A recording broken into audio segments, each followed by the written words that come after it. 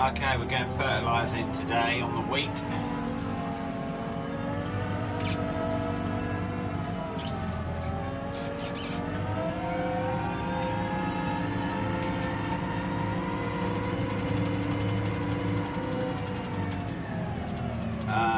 Right, I picked a bag off here the other day. That sort of messed me up a bit.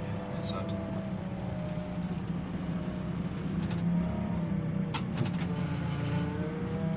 It's fun driving these one-handed. Here we go.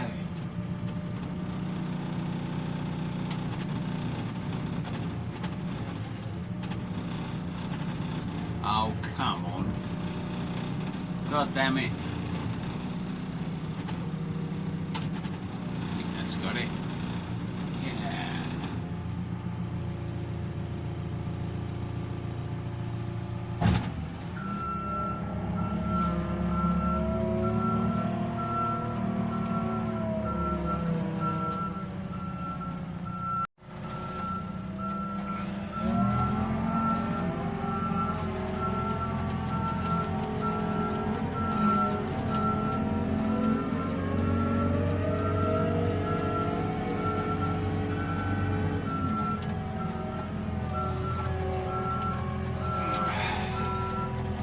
We've had these bag lifters a few years now and they really make life easier. They make it a lot easier to take the fertiliser off the lorries because a lot of it normally comes on a curtain sider, and with the forks you're always in danger of sticking them through the roof of the lorry,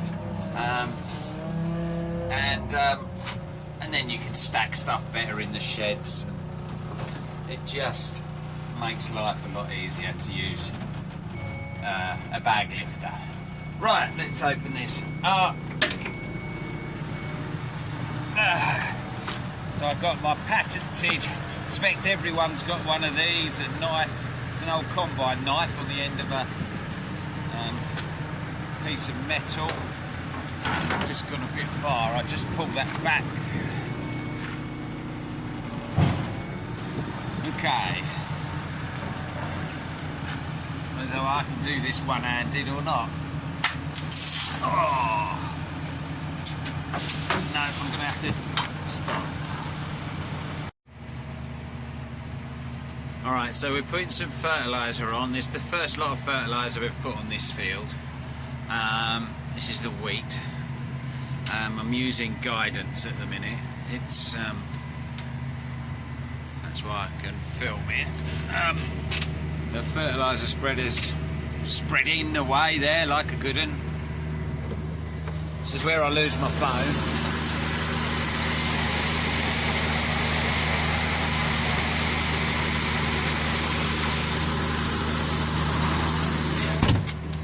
Now it's got a weigh cell, that fertiliser spreader, so it pretty much, you can just tell it to do what it does and it does it. And it works pretty well, I think. I know a couple of years ago I put 26 tonne through it or something like that. Hold on, I'm just coming to an end. And it said, well, I'll just re-engage the steering. Here we are.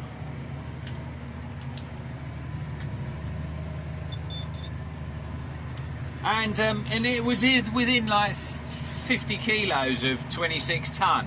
You know, it was amazing, really. So it does seem pretty good.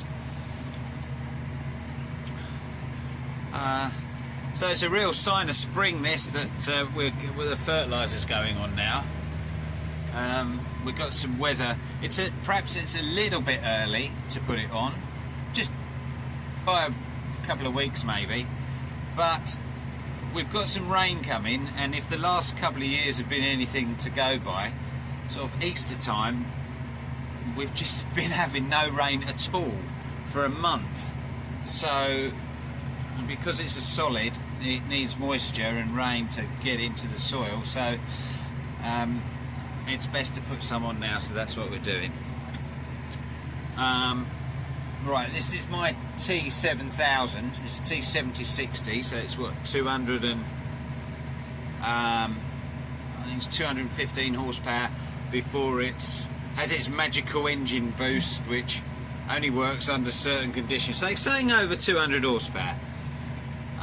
It's 2010, so it's a few years old now. That's why it's got smaller, as my hand for size, smaller IntelliView 3 screen. Everything's on there, it's just a bit smaller than the other one I've got. It's lovely and quiet in here. It does rock about, this cab, a bit. It's a bit like being on the QE2 in a heavy sea. But there we are. That's all to do with whole body vibration, I think, why they make them so soft these days. So this is now, we were talking about, I did say about the fact that we were quite small farmers, and this field I'm on now is actually my sort of equal biggest field. Okay, so let me just turn around again now. So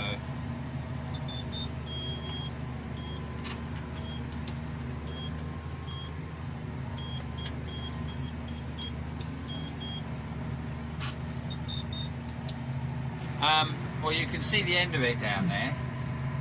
So this field is about 25 acres. I've got 3 fields that are roughly about this size, and everything else is smaller. Well, you know,